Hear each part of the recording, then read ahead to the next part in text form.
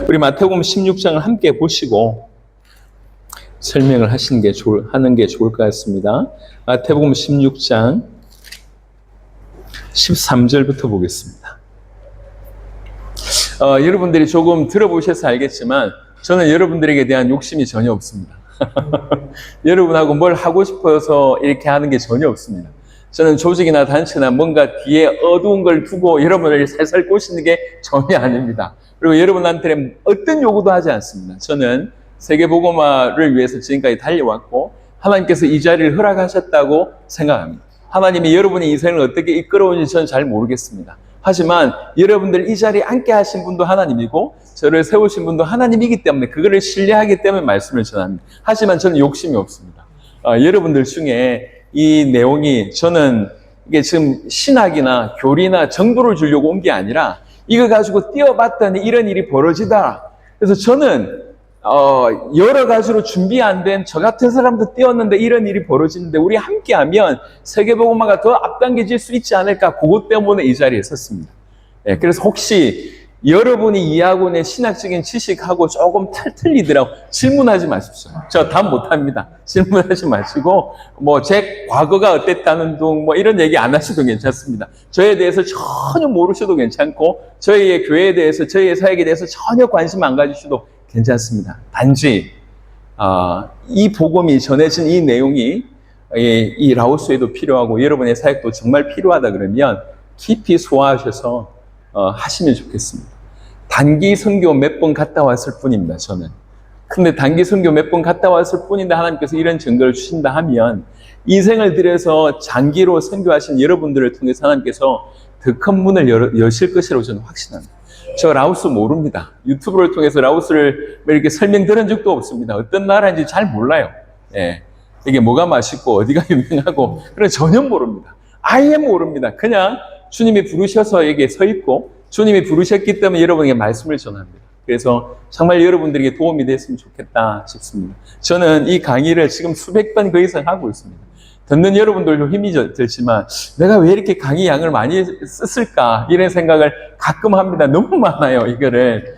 그럼에도 불구하고 조금이라도 깊이 전달되면 여러분 마음에 터치가 있고 또 눈이 좀 열리고 길이 보이신다고 그러면 여러분 사에게 하나님께서 더 큰 은혜 주실 거다 이렇게 믿어져서 계속 이렇게 말씀을 전하고 있습니다. 마태복음 16장 13절에 예수께서 빌립보 가이사랴 지방에 이르러 제자들에게 물어 이르시되, 이런 빌립보 가이사랴 지방은 제가 알기로는 저 헐몬산 바로 밑에 있어요.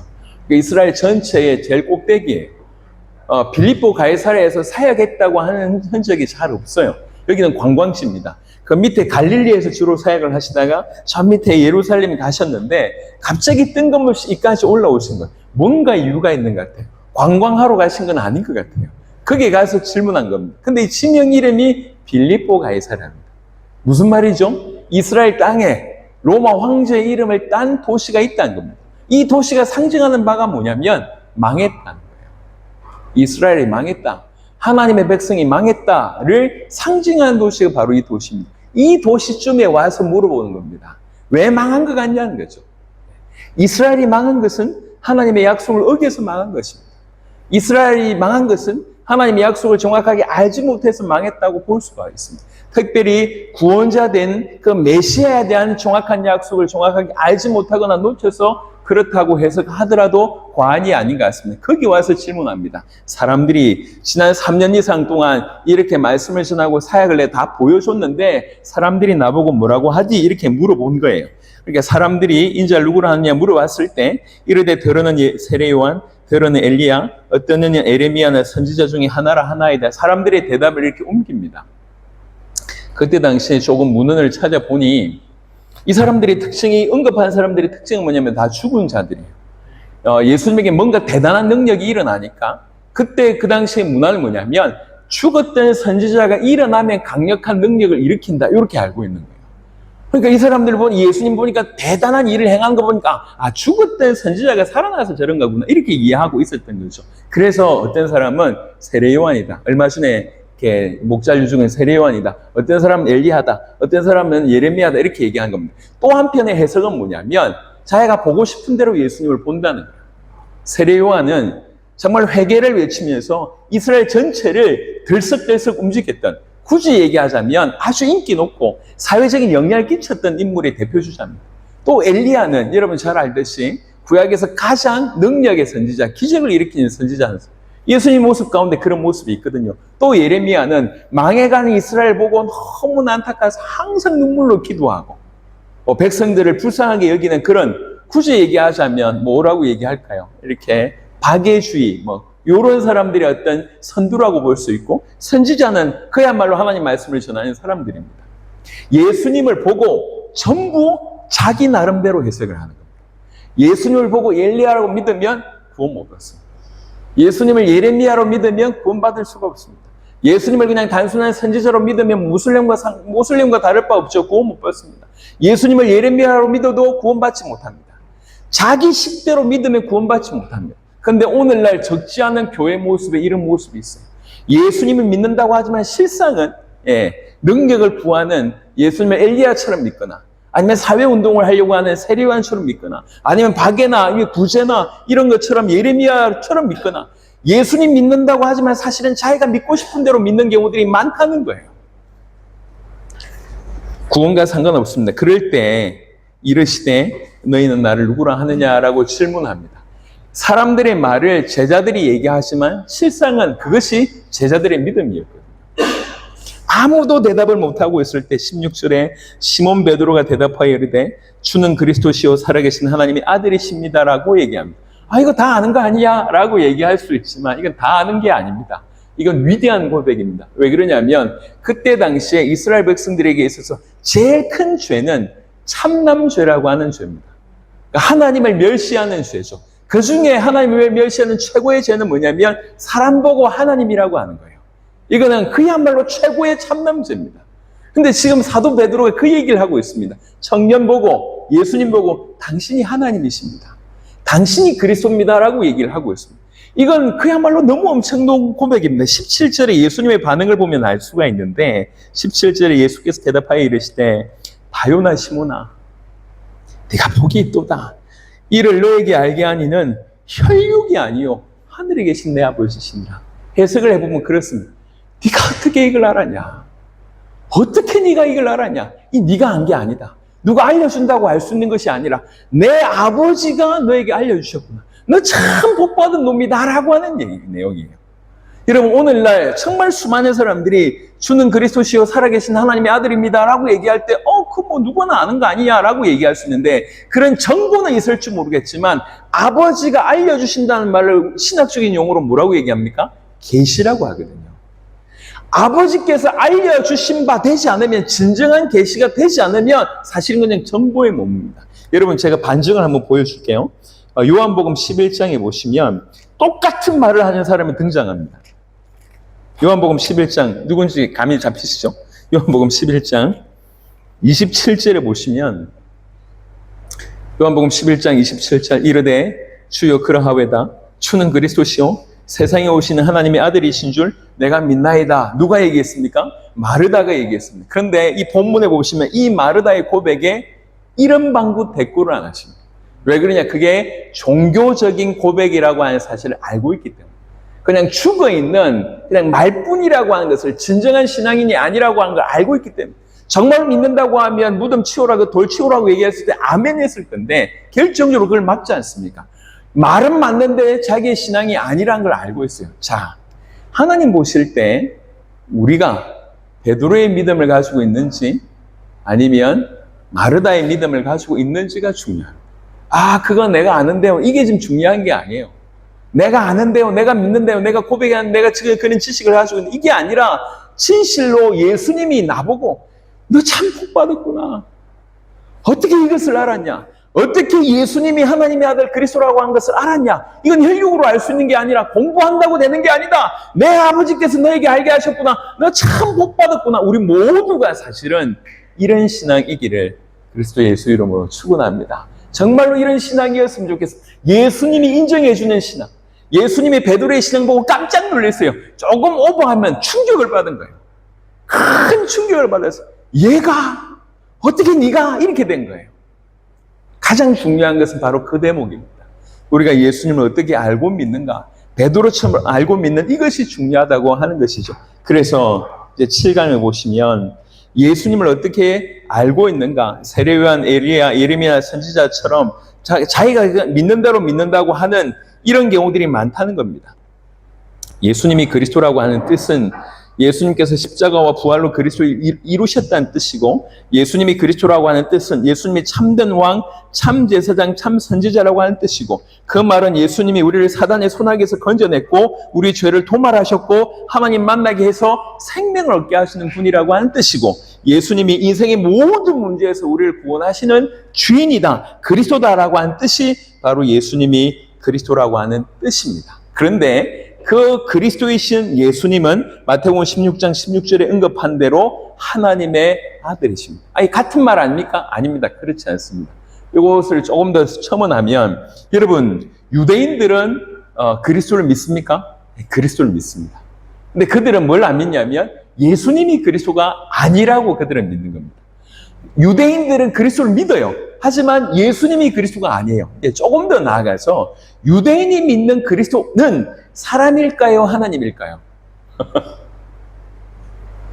유대인들은 여호와 유이신 사상을 가지고 있습니다. 그리스도는 여호와께서 보내신 자입니다. 그래서 그리스도는 하나님일 수가 없습니다. 하나님이 보내신 자입니다. 유대인이 정의하는 그리스도는 그런 의미입니다. 유대인은 이렇게 믿고 있습니다. 근데 뭐라고 얘기하고 있냐면 예수님은 그리스도이시며 하나님이란 거예요. 그게 우리가 믿는 신앙입니다. 그래서 우리는 삼일체 하나님을 믿지 않습니까? 그 예수님을 하나님으로 믿는 것이 우리입니다. 그는 하나님의 아들 그리스도이십니다. 그래서 그가 하나님의 아들이라고 하는 결정적인 증거는 일단 성령으로 잉태하셔서 죄 없는 몸으로 오셨다가 죄 없는 몸으로 사시고 죄 없는 몸이 죄인을 위해서 대신 죽으시고 십자가에서 못 박히시고 부활하사 하나님의 아들로서 보내신 이 모든 것들은 하나님의 아들이 아니면 절대로 흉내낼 수가 없습니다. 그래서 동령조로 탄생하셔서 죄 없는 몸으로 오셨고 죄 없이 사시고 죄인을 위해서 대신 죽으시고 부활하신 이분은 그리스도이시면서 특별히 하나님이십니다. 하나님의 아들이십니다. 그래서 사도 베드로가 주는 그리스도시요 살아계신 하나님의 아들이라고 하는 것은 그야말로 놀라운 고백인 겁니다. 아버지께서 알려주시지 않으면 알 수 없는 고백입니다. 그러니까 이 고백에 예수님이 막 흥분하세요. 막 흥분하시면서 읽었던 마태복음 16장 17절 이후를 보시면 18절에 또 내가 너에게 이르노니 너는 베드로라. 내가 이 반석 위에 내 교회를 세우리니 음부의 권세가 이기지 못하리라. 내가 천국 열쇠를 너에게 주리니 네가 땅에서 무엇이든지 매면 하늘에서도 매일 것이요 네가 땅에서 무엇이든지 풀면 하늘에서도 풀리리라 하시고, 예수님이 지금 너무 기쁘세요. 그래서 막 주는 거야. 그것도 엄청난 것을 주는 겁니다. 여러분, 교회는 반석 위에 서야지 교회입니다. 많은 교회가 흔들리고 있습니다. 많은 교회가 음부의 권세가 이기지 못한다고 했는데 지금 적지 않은 교회는 사단의 놀이터가 됐습니다. 그리고 반석 위에 세우지 못하고 모래 위에 세운 것 같습니다. 여러분, 교회는 반석 위에 세워야 됩니다. 그 반석은 뭐냐면 복음이 반석이고요, 복음을 믿는 믿음이 반석입니다. 베드로가 반석이 아니에요. 그게 중요한 겁니다. 로마 천주교는 베드로가 반석이라고 얘기해서 교황 수익권을 인정하지 않습니다. 사람이 반석이 아니고 복음이 반석입니다. 그래서 믿는 믿음이 반석입니다.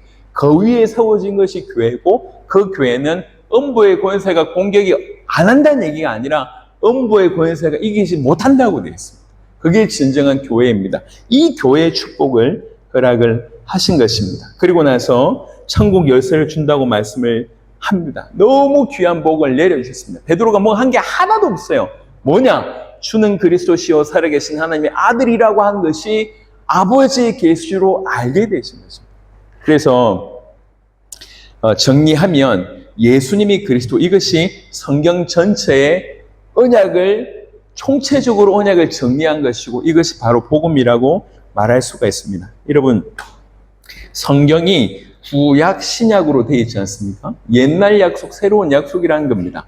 옛날 약속을 다 정리해 보면 메시아가 오신다는 것이죠. 새로운 약속은 그가 오셨고 또 오신다는 거예요. 그러니까 이 성경은 메시아에 대한 약속입니다. 이게 아예 철자, 대문자 철자로 되어 있으면 정확하게 약속이 적힌 정명서, 이게 성경입니다. 무엇에 대한 약속입니까? 메시아에 대한 약속입니다. 그래서 성경 전체가 얘기하고 있는 것은 메시아에 대한 약속이라고 볼 수가 있습니다. 그래서 예수님이 그리스도다, 성경이 얘기하는 약속 그 자체라는 거죠. 그리고 예수님이 그리스도다, 이것이 복음이라고 말씀을 정리할 수가 있겠습니다. 그래서 이 복음은 계시로만 알 수 있다고 말씀을 드렸습니다. 이거는 저의 표현이 아니라 마태복음 16장 17절에 내 아버지께서 너에게 알게 하셨다. 그래서 마태복음 11장, 로마서 16장에 보면 복음이 이 계시를 통해서 알 수 있음에 대한 얘기를 계속하고 있습니다. 제가 이제 한국에도 오디션 프로그램이 많거든요. 지가 노래를 잘하는 거 하고 심사위원이 노래를 이렇게 잘한다고 평가하는 거하고는 약간 조금 갭이 많습니다. 노래를 좀 하기 때문에 오디션 프로그램에 갔잖아요. 그런데 어떤 분은 정말 이렇게 진흙 속에 묻혀있는 보화처럼 드러나기도 하고, 어떤 경우에는 본인이 잘한다고 나갔는데 정말 점수가 형편없이 받는 그런 경우들이 있습니다. 자, 노래 실력이 아니라 우리의 신앙 또한 결국 하나님 앞에 그렇게 평가받아야 되는 거잖아요. 우리가 복음에 대한 우리의 신앙을 어떻게 가지고 있는지는 사실 우리 인생에 너무 중요합니다. 나는 열심히 믿는다고 했는데 주님 앞에서 마르다의 신앙이라고 하면 결국 주님 앞에서 부끄러움을 당하게 되는 것입니다. 내가 무식한 어부이지만 주님의 계시로 이 예수님이 누군지를 정확하게 알았다고 하면 우리 주님 앞에 우리는 계속 칭찬받는 자가 될 것입니다. 저는 우리 선교사님들에게 이런 은혜가 있었으면 좋겠습니다. 아까도 제가 살짝 이렇게 다루고 지나갔는데, 제가 전 세계에 나갈 수 있었던 유일한 이유는 하나님 나를 그렇게 건지셨다고 믿을 뿐만 아니라 유일한 이유는 다른 것보다 이 복음에 대한 확신 때문이었습니다. 예. 예수님이 하나님의 아들 그리스도라고 하는 것들이 정리가 됐을 때, 또 이것들이 저한테 조명이 됐을 때, 그리고 저 안에서 제 주변에서 일어난 일들을 통해서 증거를 가졌을 때, 저는 이게 너무너무 이렇게 크더라고요, 마음에. 제가 어느 정도 좀 무식했냐면, 이 복음이 너무 크니까 내가 이 복음을 전하면 하나님께서 축복하실 줄 알았습니다. 그래서 저는 나이가 30대 될 때까지 운전면허증을 안 땄어요.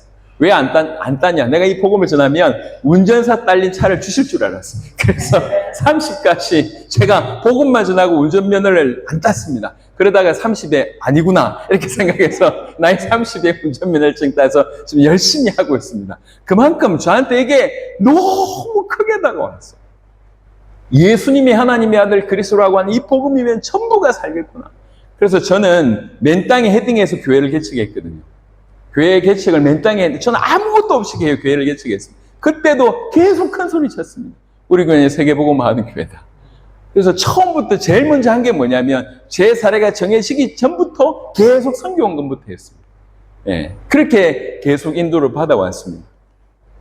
해외 나갔을 때도 계속 복음을 전하면서 이 복음에 대한 자세가, 이 복음이면 이 사람들 다 살릴 수 있다, 이 복음이면 이 나라 다 살릴 수 있다라고 믿어져서 그렇게 복음을 힘있게 전했더랬습니다. 하나님 그걸 귀하게 보신 것 같아요.